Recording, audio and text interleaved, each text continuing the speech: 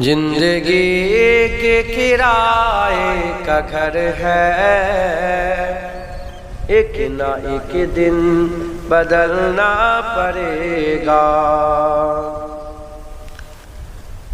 موت جب تجھ کو آواز دے گی، گھر سے باہر نکلنا پڑے گا۔ روٹ جائے گی جب تجھ سے خوشیاں، غم کے ڈھانچے پہ ڈھلنا پڑے گا۔ روٹ جائے گی جب تجھ سے خوشیاں، غم کے ڈھانچے پہ ڈھلنا پڑے گا۔ وقت ایسا بھی آئے گا نادان، وقت ایسا بھی آئے گا نادان، تجھ کو کانٹوں پہ چلنا پڑے گا۔ زندگی کرائے کا گھر ہے، ایک نہ ایک دن بدلنا پڑے گا۔ اتنا مجبور ہو جائے گا تو، اتنا مجبور ہو جائے گا تو، اتنا مجبور ہو جائے گا تو، اتنا مجبور ہو جائے گا تو۔ یہ جو مکمل کا چولا ہے تیرا، یہ جو مکمل کا چولا ہے تیرا، یہ کفن میں بدلنا پڑے گا۔ زندگی کرائے کا گھر ہے، ایک نہ ایک دن بدلنا پڑے گا۔ کر لے ایمان سے دل کی صفائی، چھوڑ دے تو برائی۔ کر لے ایمان سے دل کی صفائی، چھوڑ دے تو برائی۔ وقت باقی ہے اب بھی سنبھل جا، وقت باقی ہے اب بھی سنبھل جا، ورنہ دوزخ میں جلنا پڑے گا۔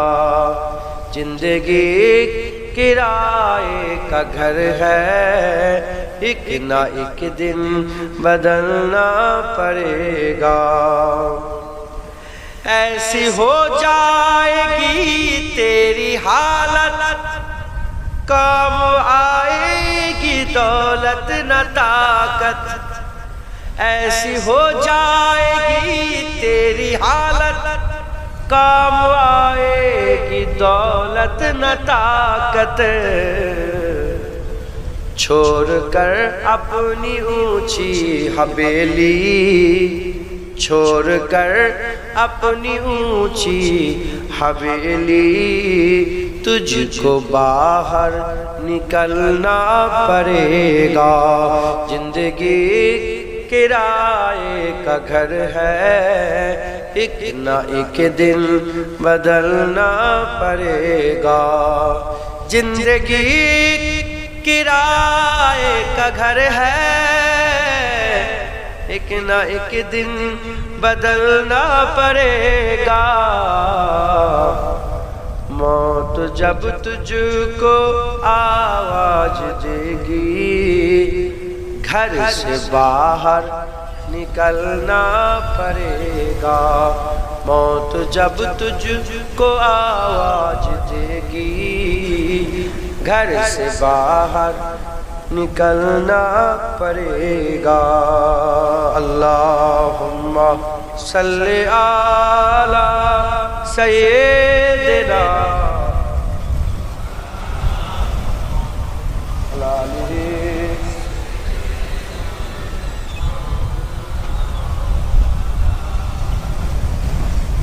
پیارے حاضرین مجلس، আল্লাহ পাক নিয়ে এসে হাজির করিয়েছিলেন। দু এক কথা আল্লাহ পাক বলেন, একবার আমার বাপের কথা বললাম, বলবে তো? বললাম আমার বাপ বিশাল ব্যাপার, আমার বাপের বলেছে একবারও বলেছে আমার কাছে এসো, আমার হাত মজবুত করো, আমাকে ধরো, আমাকে ছাড়বে না, বলেছে একবারও? ওটা থেকেই বলছে আল্লাহ রাসূল কথা ঠিক না বেটি? আপনার দাওয়াতও দিয়েছেন আল্লাহ রাসূলের কথা শুনে। আমি আমার কাজ করেছি, এবার আল্লাহ পাকের যেটা হুকুম আছে সেটাই হবে, কথা ঠিক না বেটি? হিদায়াতের মালিক কে? আল্লাহ। বাইজিদ বুস্তামির নাম শুনেছেন? বাইজিদ বুস্তামি একদিন বোস্তাম শহরে এক জেনাকারী মহিলা এসে উপস্থিত। বোস্তাম শহরে জেনা করনে वाली মহিলা, টাকা নিয়ে জেনা, বুঝতে পারছেন? টাকা নিয়ে জেনা, বড় বড় সব নামাজি পরেশগাররাও টাকা দিয়ে চলে যাচ্ছে জেনা করে। এত সুন্দর মহিলা। কিছু লোক, ভালো লোক তো সব জায়গায় থাকে। বাইজিদ বুস্তামের কাছে বলে, হুজুর বোস্তাম শহরকে বাঁচান, না হলে আল্লাহর গজব বোস্তাম শহরে এসে পড়বে। বলে কেন, কি হলো? বলে এক জেনাকার নিয়ে এসেছে, তার কাছে সব বড় বড় ভালো ভালো লোকগুলো পয়সা দিয়ে জেনা করছে। খোঁজ খবর নিলেন, ও একবার জেনা করলে 1000 দিনার নিলেন। কত? কমও বেশ 1000 দিনার। হুজুর কি করলেন? পুটলিতে 1000 দিনার নিয়েছে, নিয়ে ওই জেনা করনেওয়ালা মেয়েটার বাড়ির সামনে গিয়ে বসে। লোক এসে দেখছে বাইজিদ বুস্তামি বসে সব পালাচ্ছে, বাইজিদ বুস্তামি পালাচ্ছে। আর জেনা করনেওয়ালি ভিতর থেকে খবর দিয়েছে, যার যে দালাল ছিল, যে কন্ট্যাক্ট করতো, বলে কি ব্যাপার আজকে খদ্দের আসে না কেন? বলে কি করে খদ্দের আসবে, বাইরে এক মুরব্বী বসে আছে, তাকে দেখছে আর খদ্দেররা পালাচ্ছে। বলে তাহলে ওই মুরব্বীকে তাড়াও। যখনই মুরব্বীকে বলে যাও, চলে যাও এখান থেকে, মুরব্বী বলে কেন যাবো, আমি তো পয়সা নিয়ে এসেছি। ছুটে গিয়ে বলে মালকিন, উনি তো আপনার কাছে পয়সা নিয়ে এসেছে, উনিও আপনার কাছে এসেছে। বলে লোকটা কেমন? নামাজি পরেশগার ফকির মানুষ। বলে আমার ফকির আর আমি দেখার দরকার না, আমার পয়সা দরকার, যে পয়সা দেবে সে আমার কাছে আসবে। বলে তাকে পাঠাবো? বলে হ্যাঁ পাঠিয়ে দাও। পয়সা নিয়ে তাকে পাঠিয়ে বাইজিদ বুস্তামি ঢুকে পড়েছে জেনা করনেওয়ালির বাড়িতে। বাইজিদ বুস্তামি ঢুকার সঙ্গে সঙ্গে বলে যে তুমি এরকম জেনা করো? বলে হ্যাঁ আমি জেনা করি। তোমাকে পয়সা দিয়েছে? বলে হ্যাঁ। বলে তুমি এখন কার? বলে আমি এখন আপনার। বলে আমি যা ইচ্ছে তাই করবো? বলে হ্যাঁ যা ইচ্ছে তাই করবে। হুজুর বললেন যাও গোসল করবে যাও। কি বললেন? পাক গোসল করবে যাও। মেয়েটা যে পাক গোসল করেছে, পাক জামা পরো, পাক জামা পরেছে। আর হুজুর ঝুলা থেকে একটা নামাজ পাটি বিছিয়ে বলে আসো এই নামাজ পাটির উপরে দাঁড়িয়ে যাও। ও জেনা করনেওয়ালি মেয়ে গোসল করে নতুন জামা পরে নামাজ পাটিতে দাঁড়িয়েছে। যখনই নামাজ পাটিতে দাঁড়িয়েছে, বাইজিদ বুস্তামি হাত তুলে দিয়েছে, আল্লাহ আমার আর দায়িত্ব নেই, আমার দায়িত্ব ছিল তাকে গোসল করিয়ে পাক জামা পরিয়ে আপনার মুসাল্লায় নামাজের পাটিতে দাঁড় করিয়ে দিয়েছি। এবার আপনি হিদায়াত করেন, এবার আপনি দিলের মধ্যে নূর করেন। আমার আল্লাহ সঙ্গে সঙ্গে বান্দিকে হিদায়াত করেছিলেন। সেই জামানার সবচেয়ে আবেদা জাহেদা তাইয়্যিবা তাহেরা হয়ে দুনিয়া থেকে বিদায় নিয়েছে। একবার জোরে বলেন। আমি আর কি করবো? তোমাদের পায়ে ধরবো, এখান থেকে সিরা ফাটিয়ে ফেলবো? কিচ্ছু লাভ না। আমার যতটা দায়িত্ব আমি করলাম, এবার আল্লাহ আপনার ব্যাপার, আপনি আপনার বান্দাদের করে আপনার হাবিবের গোলাম বানিয়ে দেন। আপনি আপনার বান্দাদের করে আপনার হাবিবের নিসবতের সাথে জুড়িয়ে দেন। আপনি আপনার বান্দাদের করে আমাদের সকলকে আপনার হাবিবের সত্যিকারের গোলাম হওয়ার তৌফিক ইনায়াত করে দেন। বলেন আল্লাহুম্মা আমিন। সকলে চলে যাবেন, মরে যাবেন। দেখ করতে করতে এ দেখো না জলসা হবে, জলসা হবে। আজকে দাওয়াত করেছে ওনারা, অনেক বছর ঘুরতে গেল, কথা ঠিক না বেঠিক? কবে দাওয়াত করেছে? 1 বছর হবে তো। তাহলে জলসা হবে, জলসা হবে, জলসা হবে, জলসা হবে। দেখো না আজকে জলসা হয়ে শেষও হয়ে রাত আসবে, রাত আসবে, রাত হয়ে গেছে। আল্লাহ যদি বাঁচাই দেখবে দিন ফুটবে, সূর্য উঠবে। রাত দিনের সাথে আল্লাহ তুলনা করে বলছেন মৃত ছিলে অকুনতুম আমওয়াতান ফাহিয়াকুম সুম্মা ইউমিতুকুম সুম্মা ইউমিতুকুম সুম্মা ইলাইহি। মৃত ছিল আমি আল্লাহ জিন্দা করি, আবার মেরে দেবো, আবার জিন্দা। দিন ছিল রাত হয়েছে, রাত আবার দিন। মরা ছিলাম, জেন্দা হয়েছে, আবার মরবো, আবার জেন্দা। কথা ঠিক না বে ঠিক? অতএব রেডি হন। মুরব্বীরা চলে গেছেন, ওনার আব্বা চলে গেছে, হাজী সাহেবের আব্বা চলে, আম্মা চলে গেছে, আপনাদের মাই মুরব্বী আব্বা আম্মা চলে গেছে, হ্যাঁ পাড়া প্রতিবেশী চলে গেছেন। এই সব এবার আমাদের যাওয়ার পালা। এই সবাইকে আল্লাহ মেরে দেবে। আল্লাহর কসমকে বলেন বেঁচে থাকবেন না মেরে দেবে? তাহলে অত বেপরোয়া কেন? হ্যাঁ গুনাহ হবে, আমরা তো অলি নয়, আমরা তো খাজা হুজুর নয়, গুনাহ হবে। তবে অন্তত ইবাদত আমলও তো করতে হবে। সারা দিনটা চলে যাচ্ছে, একবারও তওবা নেই, একবারও নামাজ নেই, একবার রোজা নেই, একবার আল্লাহকে সেজদা নেই। হ্যাঁ চিন্তা করে দেখেন তো কবে সেজদা? এই জুম্মার দিনে সেজদা দিয়েছেন আর সেজদা দেয়, আবার কালকে জুম্মার দিনে সেজদা। কথা ঠিক না বেঠিক বলে? তাও 2 রাকাত নামাজ পড়ে লোক পাগলের মতন ছোটে, জানো কি করবে? পৃথিবীর সবচেয়ে ব্যস্ততম স্টেশন কোনটা জানো? পৃথিবী না এশিয়া মহাদেশের সবচেয়ে ব্যস্ত, আমি যেটুকু শুনেছি সেটা জায়গার নাম কি? স্টেশন বলছি মসজিদ, শিয়ালদা। আমি শিয়ালদা গিয়েছি, ওখানে রাত কেটেছি, সারা রাত শুয়েছি। মাথায় পড়তাম হই হই এদিক ওদিক সব। ওই শিয়ালদা স্টেশন পৃথিবীর সবচেয়ে ব্যস্ততম স্টেশনের মধ্যে একটা। লোক দেখবেন ছুটছে, কিচ্ছু করে না, বাইরে বেরিয়ে সিগারেট খেচ্ছে না, বিড়ি খেচ্ছে না, চা খেচ্ছে, বাইরে বেরিয়ে গেল আর কোনো মারামারি করে বেরোচ্ছে। দেখবেন আপনি শিয়ালদায় গেছেন কোনোদিন? তো যাওনি শিয়ালদায়? সাক্ষী দেবেন। এখন ওরম আছেন, এখন ভদ্র হয়ে গেছে। লোক ছুটাছুটি করে না, হ্যাঁ কিচ্ছু কাজ নেই। ওরম মসজিদে দেখেন যখন বেরোবে ফুটো মেরে মেরে মুখ ফুক ফেটিয়ে বেরোচ্ছে। সত্য না মিথ্যে বলেন? বাপের বয়সে লোক লাঠি ফাতি মেরে বেরোচ্ছে। ও যেন বাইরে বাইরে কি একটা কাজ, কিচ্ছু করবে বাইরে বাইরে কিছু একটা করবে, ওই নিজের কাজ। কথা ঠিক না? খবরদার জুম্মার করাকাত নামাজ তুই বল, কেউ চুপ করে করাকাত তুই বল, জুম্মার করাকাত নামাজ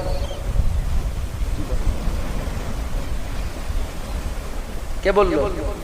তোমাকে জিজ্ঞেস করেছি? আমরা করাকাত করি, 2 রাকাত নামাজ পড়বেন, বলেন ইনশাআল্লাহ। নামাজ পড়বেন, আখিরি যখন নামাজটা আদায় করবেন বলেন ইনশাআল্লাহ। আল্লাহ মাফ করেন, আমাদের হাল খুব খারাপ। কথা বুঝতেছেন? খুব হক হালালের সঙ্গে চলবেন, বলেন ইনশাআল্লাহ। ইনশাআল্লাহ 5 ওয়াক্ত নামাজ পড়বেন, 1 মাস রোজা রাখবেন। রাজি আছেন তো? সুদ খাবেন না, সুদ খাবেন না। লোন নেবেন, কি বললাম? লোন লাই তো, লোন চলে তো, লোন নেবেন না। লটারি টিকিট কাটবেন না, লটারি টিকিট কাটে আপনার এলাকার লোক। কোথায় সরু পোলে বিক্রি হয়?